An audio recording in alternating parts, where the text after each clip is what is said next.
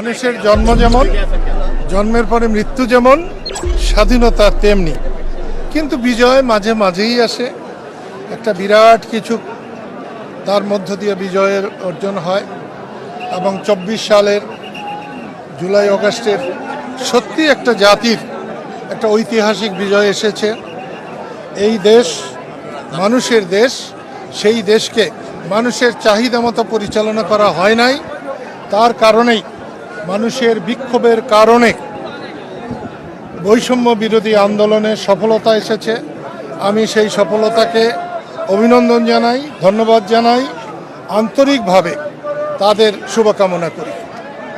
বর্তমান রাজনৈতিক প্রেক্ষাপটে কি বলবেন আপনি? বর্তমানের রাজনৈতিক প্রেক্ষাপটে বা নির্বাচন নিয়ে কোনো বক্তব্য আছে কিনা আপনার? আসলে বাংলাদেশের স্বাধীনতা এসেছিল নির্বাচনের রায়কে অস্বীকার করার মধ্য দিয়ে।